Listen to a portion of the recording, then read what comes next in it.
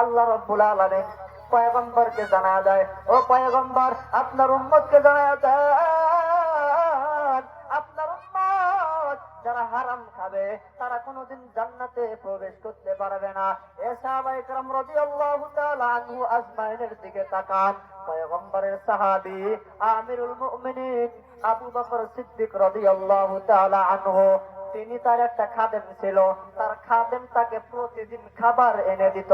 তিনি তার খাদেমকে জিজ্ঞাসা না করে খাবার খাইতো না। খাবার এনে দিলে তার খাদেমকে জিজ্ঞাসা করে যে এই খাবারটা তুমি কিভাবে আনছো, হালাল ভাবে না হারাম ভাবে? বলা শোনার পরে যদি হালাল ভাবে হয় তাহলে খায়, আর যদি হারাম ভাবে হয় তাহলে খায় না। জিজ্ঞাসা না করে কখনো খাবার খায় না। আবু বকর রাদিয়াল্লাহু তাআলা আনহুর পেটের মধ্যে ক্ষুধা, এক সময় পেটের মধ্যে অনেক ক্ষুধা, খাদেম খাবার নিয়ে আসছে, পেটের মধ্যে অনেক ক্ষুধা থাকার কারণে আবু বকর রাদিয়াল্লাহু তাআলা আনহু জিজ্ঞাসা না করে খাবারটা খেয়ে ফেলছে। খাদেমকে জিজ্ঞাসা করে নাই, ক্ষুধার কারণে। আমাদের যখন ক্ষুধা লাগে হুঁশ থাকে না, আছে না মুরব্বী, ঠিক বলছি না? যখন ক্ষুধা লাগে হুঁশ থাকে না, কখন খাবো, না খাইলে মাথা ঠান্ডা থাকে না, পেট শান্তি থাকে না, কোন মাথায় কাজ করে না।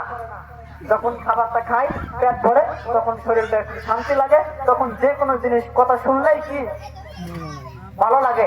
আর ক্ষুধা অবস্থায় কেউ যদি কোনো কথা বলে, ভালো কথা বললেও বিষের মতো লাগে, ঠিক কিনা? আবু বকর রাদিয়াল্লাহু তাআলা আনহু যখন খাবারটা জিজ্ঞাসা না করে খেয়ে ফেলছে, খাওয়ার পরে খাদেমকে ডাক দিয়ে বলে, রে খাদেম তুমি বলো এই খাবারটা তুমি কিভাবে আনছো? খাদেম ডাক দিয়ে বলে, হুজুর আমি যখন কাফের ছিলাম, আমি যখন মুশরিক ছিলাম, আমি জাদু বিদ্যার মাধ্যমে একটা লোককে তাকফীর করেছি। ওই তাকফীর করার কারণে ওই লোকটা ভালো হয়ে গেছে, ওই লোকটা ভালো হওয়ার বিনিময় আজকে আমাকে খাবার দান করেছে। আবু বকর রাদিয়াল্লাহু তাআলা আনহু বলে, ইন্না লিল্লাহ। এই কথা বলার পরে গলার ভিতরে আঙ্গুল দেওয়া শুরু করেছে। কেন আঙ্গুল দিতেছে? আঙ্গুল দিতেছে খাবারটা বাহির করার জন্য। তার চেহারা লাল হয়ে গেছে। সবাই তাকে ডাক দিয়ে বলে, হুজুর আপনি তো না জানার পরে খাবারটা খাইছেন, তাহলে কেন এত পাগল হয়ে গেছেন খাবার বাহির করার জন্য? আবু বকর রাদিয়াল্লাহু তাআলা আনহু বলে, ও আমার সাথীরা, আল্লাহর নবী বলছেন যার রক্ত এবং গোশত হারাম মালের দ্বারা তৈরি হয় তার জায়গা জাহান্নাম ছাড়া হবে না। আমি আবু বকর যদিও মারা যাই, আমার পেটের ভেতর থেকে এই খাবার আমি বাহির করে ছাড়ব। এবার আবু বকর রাদিয়াল্লাহু তাআলা আনহুকে সবাই পরামর্শ দিল, ও হুজুর আপনি পেট ভরে পানি খান, পেট ভরে পানি খাওয়ার পরে গলার ভেতরে আঙ্গুল দেবেন, বমির সাথে খাবার বাহির হয়ে যাবে। খাবার একদম পাকস্থলীতে চলে গেছে, বাহির হইতে চায় না। তিনি যখন পেট ভরে পানি খাওয়ার পর গলার মধ্যে আঙ্গুল দিল,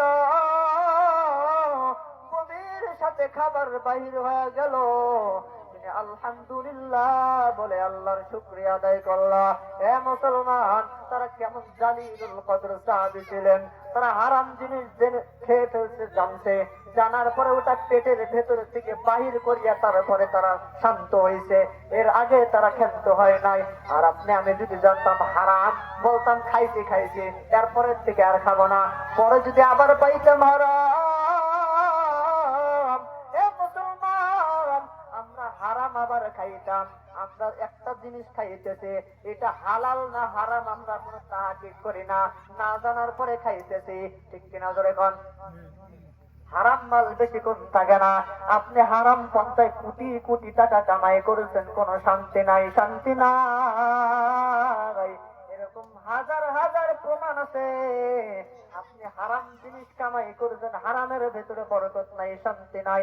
হালাল খান, হালাল অল্প হালালের ভেতরে আল্লাহ বরকত দান করবে, শান্তি দান করবে। এ মুসলমান, কত মানুষকে দেখলাম তুমি হারাম টাকা দিয়া 50 তালা মসজিদে যদি বানায়া দাও, 1 টাকারও সব পাইবা না।